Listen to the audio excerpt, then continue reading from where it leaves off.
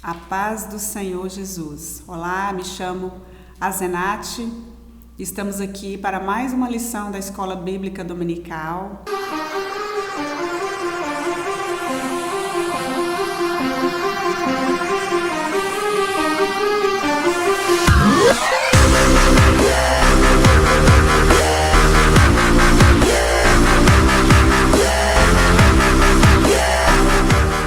Onde estamos abordando neste trimestre sobre o livro de Gênesis, que vem falando sobre a criação. E temos como tema da lição do dia 16 de abril, o Criador se relacionando com o ser humano. Antes de iniciarmos esse estudo, vamos fazer uma oração.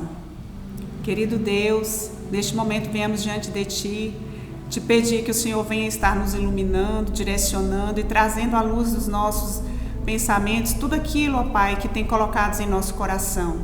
Que a Tua palavra seja a verdade que venha atingir a todos nós. Assim oramos e te agradecemos.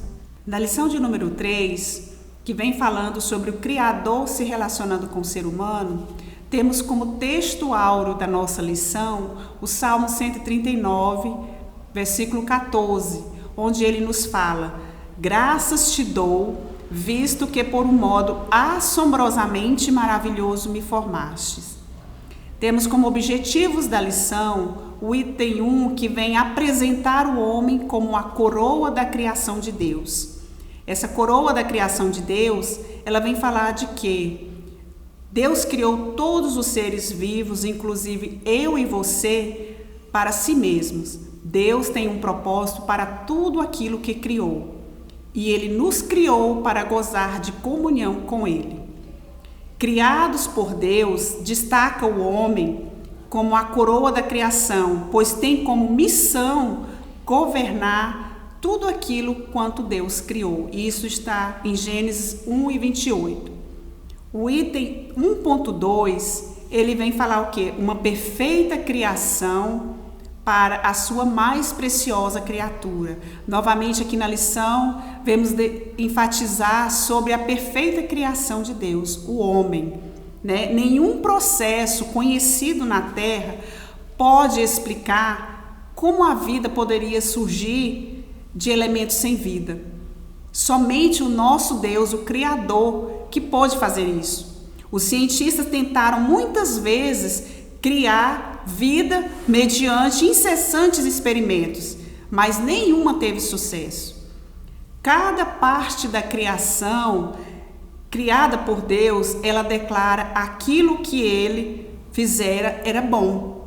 Cada vez que Deus criava, quando Ele terminava, Ele dizia: isso é bom. Deus executou a obra da criação de conformidade com um plano e uma ordem.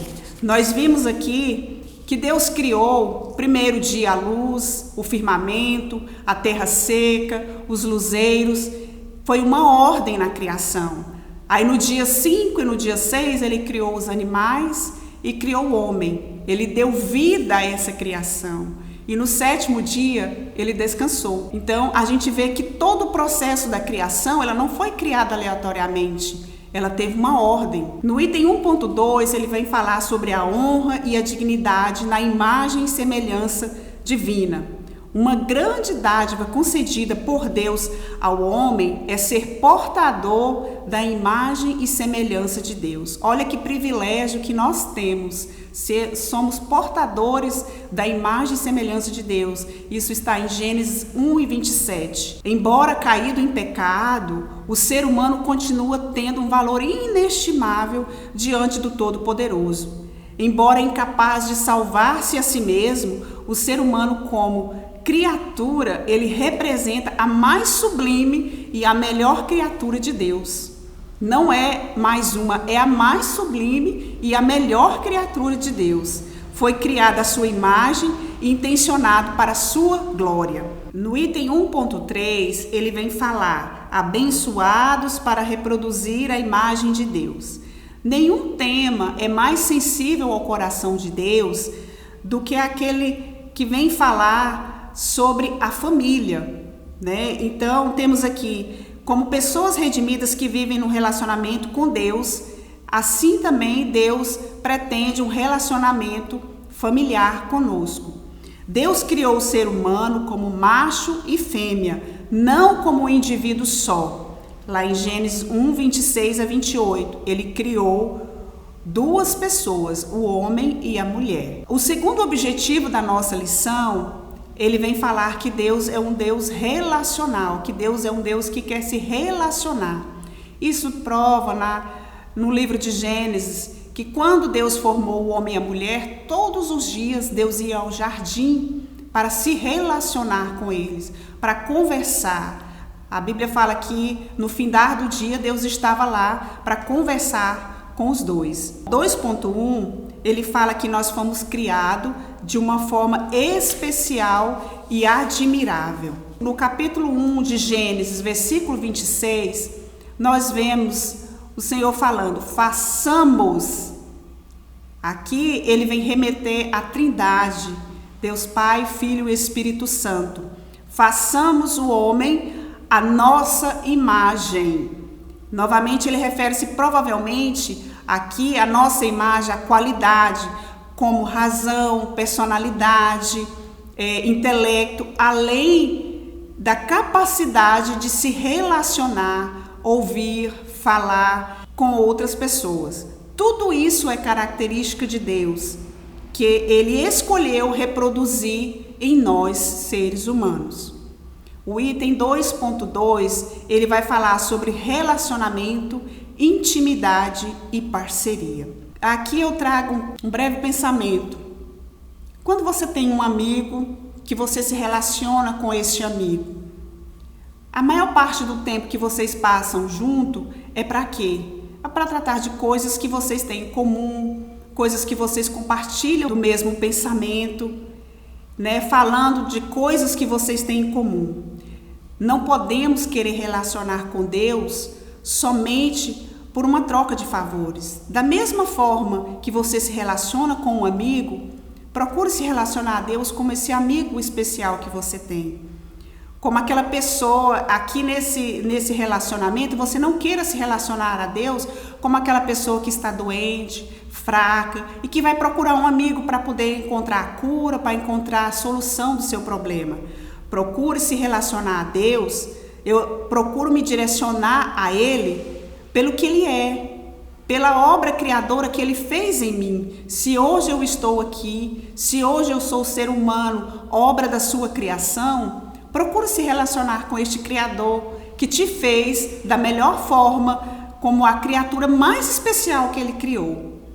Estamos tão acostumados a buscar a Deus pelo que Ele nos pode trazer de troca, que esquecemos de relacionar com Ele pelo que Ele é, pelo que Ele fez em nossas vidas. Às vezes, procuramos nos relacionar com Deus pelo dízimo que deu, Ele me abençoa.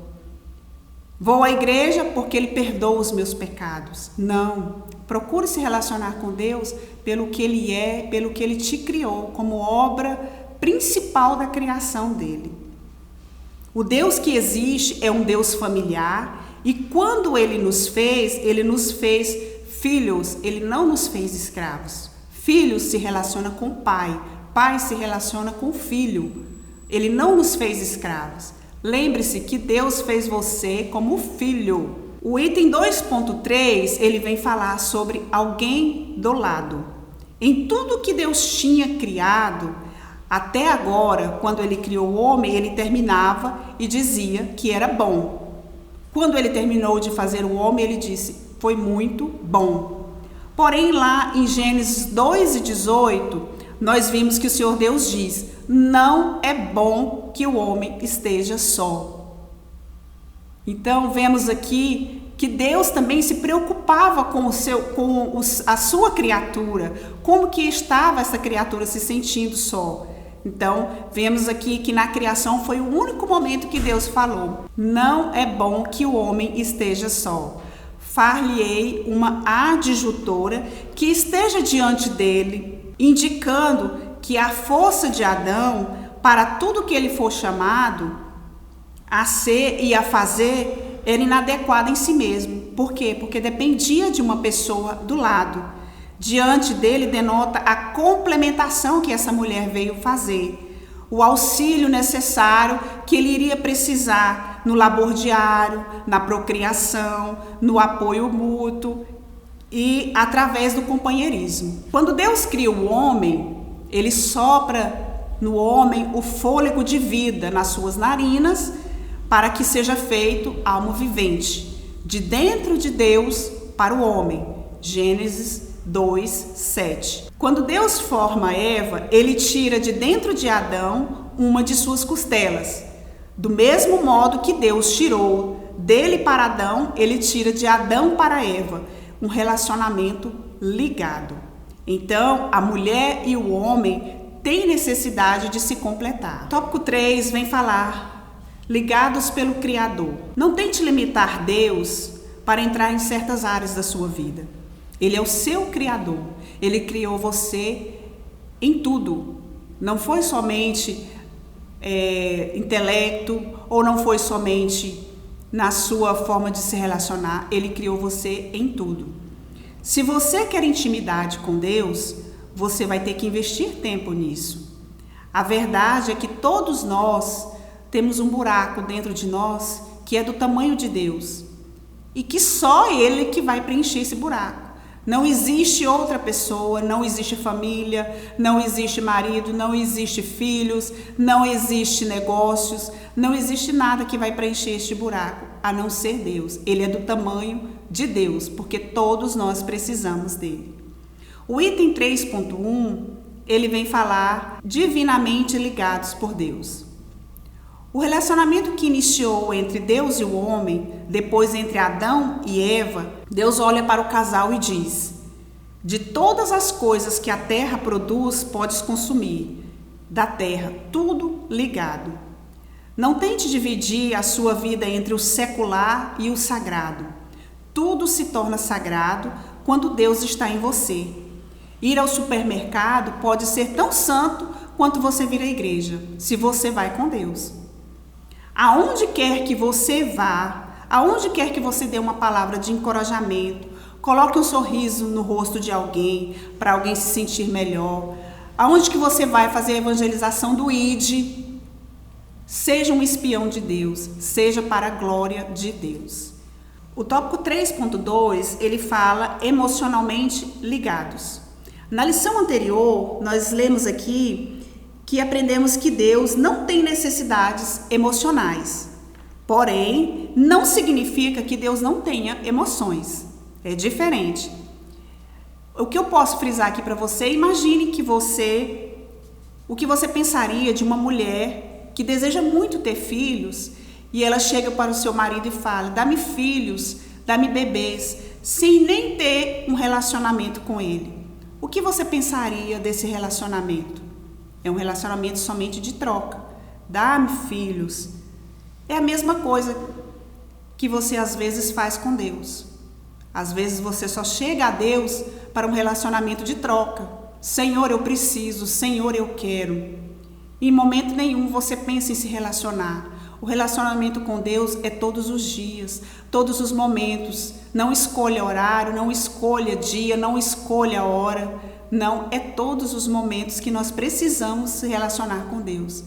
Ele se importa com esse relacionamento. Depois que Jesus ressuscitou dos mortos, ele descobriu que Pedro tinha voltado para a sua velha ocupação, que era pescar. Depois de fazer o café da manhã para Pedro, Jesus apontou para um dos peixes e fez essa pergunta: Simão, filho de João, você me ama mais do que estes? Disse ele: sim, Senhor, tu sabes que eu te amo. Disse Jesus: cuide dos meus cordeiros. João 21:15 tem essa passagem. Observe que Jesus não disse: Pedro, você ama os meus cordeiros? Em vez disso, Jesus perguntou: Pedro, você me ama? O ministério de Pedro, as ovelhas, precisava ser motivado primeiramente pelo amor a Cristo e não pelo amor aos cordeiros. Aqui é onde a gente vê o que o autor disse aqui na lição. Isso não significa que Deus não tem emoções. O item 3.3, ele fala sobre intimamente ligados. Em João 15, Usando a imagem de uma videira, Jesus ensina sobre a intimidade com ele. Nesta curta passagem, ele usa cerca de 10 vezes a palavra permanecer. O foco da passagem é justamente a permanecer, o estar com ele, fazer habitação com ele. Uma outra maneira como Deus se torna parte em nosso casamento é como modelo e referência para as nossas vidas. O Senhor é o padrão no qual nós devemos espelhar. Efésios 5:1 diz: sede, pois, imitadores de Deus como filhos amados. O Senhor Jesus atribui ao coração duro o grande motivo da falência do matrimônio, Mateus 19:8. As promessas de Deus ao seu povo no Antigo Testamento eram de um transplante de coração. Isso está lá em Ezequiel 36:26. O Senhor disse que o trocaria o coração de pedra, duro, de natureza humana decaída, por um coração de carne, maleável, com natureza divina. A nova natureza deve afetar o nosso casamento. Se Deus passar a ser o modelo ao qual os cônjuges buscam conformar, certamente se aproximarão de um outro e viverão muito melhor. Pense em 2 cônjuges cristãos manifestando as 9 características do fruto do Espírito. Gálatas 5:22 e 23. Amor, alegria, paz, longanimidade, benignidade, bondade, fidelidade, mansidão, domínio próprio. Se manifestarmos essas naturezas de Deus, andaremos na plenitude e no propósito divino para os relacionamentos. Convidamos vocês para estarem conosco aos domingos na Escola Bíblica Dominical, a partir das 8h30 da manhã, na Avenida Santa Catarina, número 2787. Participe conosco deste momento de estudo da Palavra de Deus. Você é o nosso convidado especial. Venha aqui receber da Palavra de Deus. Agradecemos a todos. Vamos fazer uma oração. Pai querido, te agradecemos, ó Pai, por este momento que estivemos ministrando a Tua Palavra. Que o Senhor possa nos dar direção todos os dias, em todos os momentos, que nós possamos estar buscando a plenitude da Tua presença nos nossos relacionamentos. Amém. Até a próxima, esperamos vocês!